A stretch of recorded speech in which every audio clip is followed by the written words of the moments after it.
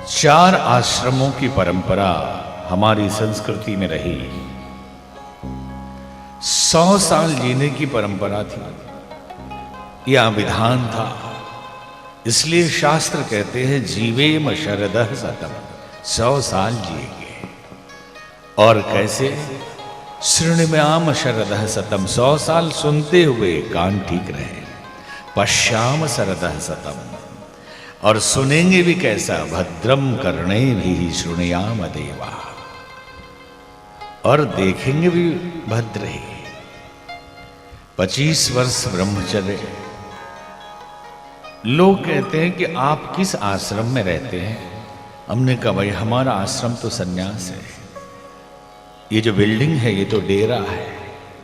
साधु लोगों का आश्रम नहीं होता, वो तो ठिकाना होता है थोड़े दिन के लिए, डेरा होता है। इसलिए पंजाब में शर्मा जी हैं, समझ सकते हैं कि साधु लोग कभी आश्रम नहीं कहते, डेरा ही कहते हैं। कि जहां थोड़ी देर के लिए डेरा डाली फिर आगे बढ़ गए, तो ये जीवन भी एक डेरा ही है। तो इस डेरे में 4 टाइप का, 4 प्रकार का डेरा बनाया कि 25 साल तक ब्रह्मचर्य का डेरा, वो आश्रम है लेकिन उधर वाला, इधर वाला डेरा है। आश्रम तो उसे कहते हैं, ये जो 4 है।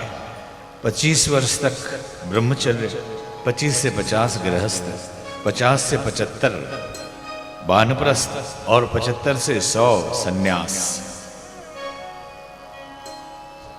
विद्या अध्ययन करना, ज्ञान अर्जन करना, शक्ति संचय करना, ये ब्रह्मचर्य आश्रम।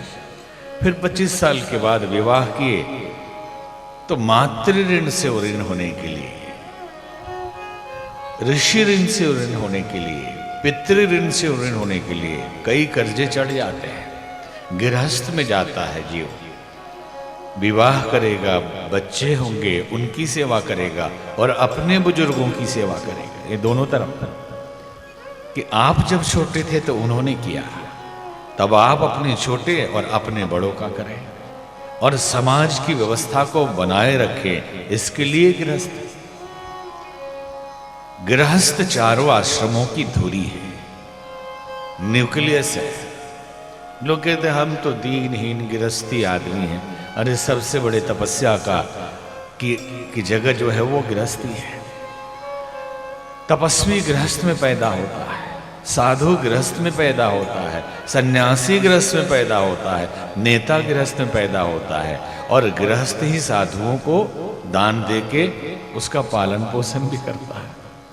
अगर यही आश्रम लड़खड़ा जाए तो समाज की व्यवस्था ही लड़खड़ा जाएगी। फिर वानप्रस्थ कि 50 के हो गए तो एक संत कहा करते थे कि ये नंबरिंग पे ध्यान देना। 50 के बाद वाले को क्या बोलते हैं? 51। अब चलो बन 52। अब बन जाने की तैयारी करिए, बुढ़ापे में डंडी मारना छोड़ दीजिए। 50 से 75 के बीच की उम्र को रखा गया था कि जो 25 से 50 के बीच का सांसारिक अनुभव है वो समाज में बांटिए, थोड़ा भजन करिए और थोड़ा समाज के लिए, थोड़ा परिवार के लिए। और जब 75 के हो गए तब चलने की तैयारी कर दीजिए। समाज भी छोड़िए, केवल भजन, क्योंकि वहां ये रुपया, डॉलर, सोना, चांदी कुछ काम नहीं आने वाला। यहां का क्रेडिट कार्ड काम नहीं आने वाला, वहां सिर्फ भजन ही काम आने वाला, वही लेके जाएंगे। कथा लोग कहते हैं कि एक सेठ जी से किसी ने कहा कि आप जब मरना तो एक सुई मेरे लेते जाना। बोले ठीक है ले जाऊं। बाद में पता चला वो अपना भी कुछ नहीं ले जाने वाले हैं, तो उनकी सुई कैसे ले जाएंगे? यहाँ का धरा रह जाएगा। और जो अपने दिखाई दे रहे हैं ना आज बड़े प्रेम से, और आपके बिना जी नहीं सकते, प्राण निकलने लगता है, और इधर प्राण निकलते ही 1-2 दिन से लाश के पास भी नहीं जाएंगे, बर्फ में डाल के छोड़ देंगे ऐसे।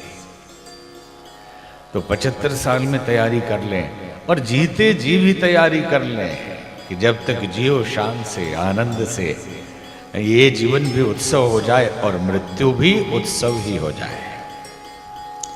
तो 4 आश्रमों की व्यवस्था बनाई। तो अब तो 60 साल की आयु औसत है, तो कब सन्यास लेंगे, कब वानप्रस्थ में जाएंगे, तो इतना कर लेना, वानप्रस्थ सन्यास मिक्स कर लीजिए कि अगर 50 के हो गए तो साल में 10 दिन के लिए एकांत में चले जाइए, साल में 10 दिन के लिए सन्यासी की तरह जीवन जियो, फिर आके अपना व्यापार करो, तो प्रैक्टिस हो जाएगी जहां जाना है। और ऐसे जाएंगे अचानक तो बड़ा तकलीफ होगा, जाने में बहुत कठिनाई होगी, इसलिए सावधान।